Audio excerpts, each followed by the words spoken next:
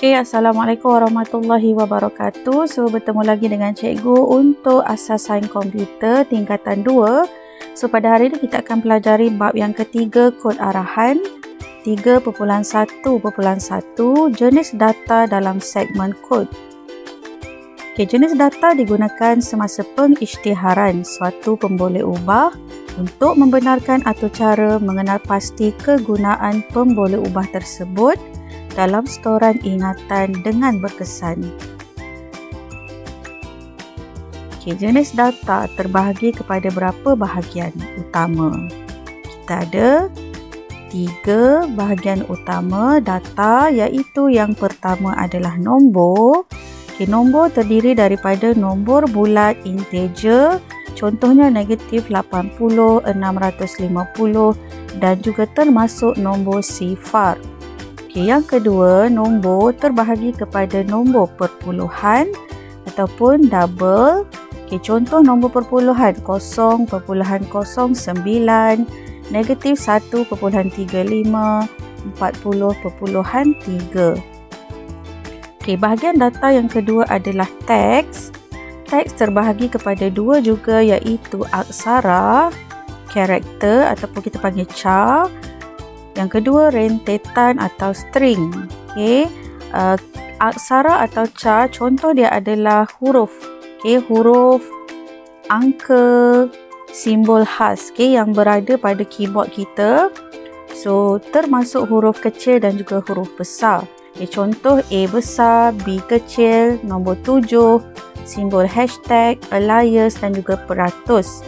Okay. Untuk rentetan pula, string. Okay, contoh dia adalah gabungan daripada aksara membentuk satu atau beberapa perkataan. Okay, contoh perkataan Malaysia, Borneo, sekolah, nama dan sebagainya.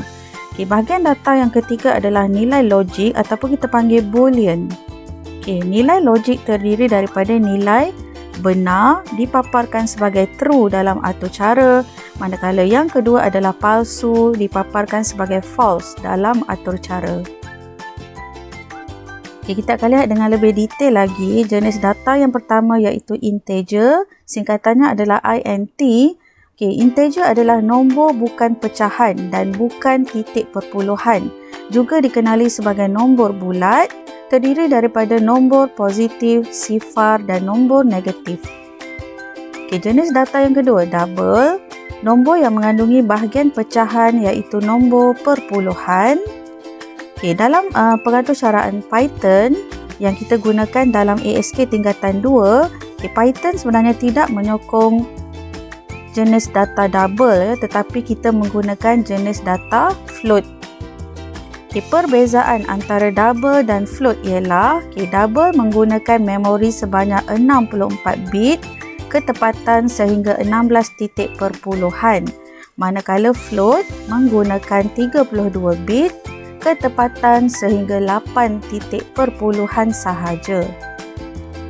Okay, fungsi round digunakan untuk membundarkan nilai float kepada bilangan tempat perpuluhan yang dikehendaki.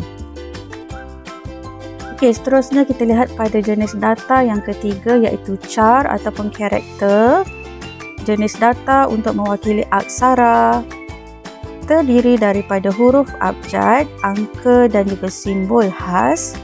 Okay, Python tidak menyokong jenis data char tetapi menggunakan data string. Okay, bila kita type nanti coding dalam Python, kita tidak gunakan data char, kita akan type sebagai string. Okay, string bermaksud satu perkataan yang dibina daripada aksara. String terdiri daripada urutan aksara-aksara yang berjujukan membentuk satu rentetan string. Okay, nilai string perlu diletakkan simbol single quote ataupun double quote. Okay, bila kita lihat ada sahaja pembuka dan penutup koma macam ni, so bermaksud itu adalah nilai untuk string.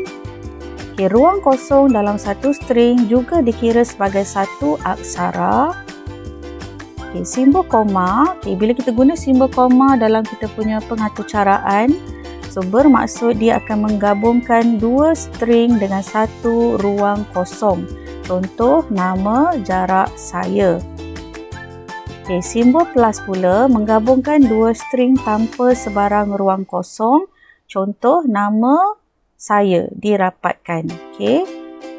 Kemudian yang ketiga, simbol star mengulang string dengan bilangan yang dinyatakan. Okay, contoh perkataan nama star 2 bermaksud dia akan jadi nama-nama. Okay, maksudnya dia dah berganda sebanyak 2 kali. Okay, seterusnya yang keempat adalah jenis data boolean mempunyai hanya 2 nilai iaitu true atau false. 2 nilai ini dipanggil nilai logik 1 dan 0 iaitu 1 mewakili benar dan 0 mewakili palsu. Terdapat 3 perbezaan ketara antara Python dan juga bahasa pengatur caraan Java, C++ dan juga C#. Okay, yang pertama dari segi data type ataupun jenis data. Okay, Python tidak menyokong jenis data double dan char. So tadi kita dah lihat untuk data double kita akan tukar dengan menggunakan float dan untuk char kita akan tukar dengan string. Nombor 2, cara membuat pengisytiharan. Tidak memerlukan apa-apa keyword. Okay, kita boleh type sahaja pengisytiharan pun boleh ubah, contohnya seperti bilangan pelajar, harga barang, berat, tinggi dan sebagainya. Dan yang ketiga, blok pernyataan. Python menggunakan indent. Okay, pengatur caraan lain menggunakan curly bracket. Okay, itu adalah perbezaan yang ketara antara Python dan juga bahasa pengatur caraan yang lain. Okay, kita ada sedikit latihan. Okay, yang pertama, cikgu nak pelajar tentukan jenis data. So, contoh soalan yang pertama ialah bilangan pelajar sama dengan 30. Okay, 30 ini adalah sejenis nombor bulat. Maka jenis datanya adalah integer. Okay, soalan yang kedua, gaji sama dengan RM1,500.60. So kita lihat di sini ada titik perpuluhan, maka jenis data di sini adalah double. Okay, sudah bayar sama dengan false. So bila ada false, true atau false ini, so ini adalah jenis data boolean. Yang keempat, grade sama dengan single quote A. So kita ada single quote A, walaupun A itu adalah satu aksara, tetapi bila diletakkan dalam single quote bermaksud itu sudah menjadi data string. Dan yang terakhir adalah double quote Siti Aisyah. So ini juga adalah string.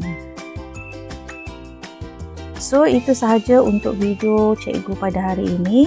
So berjumpa lagi dalam video yang seterusnya.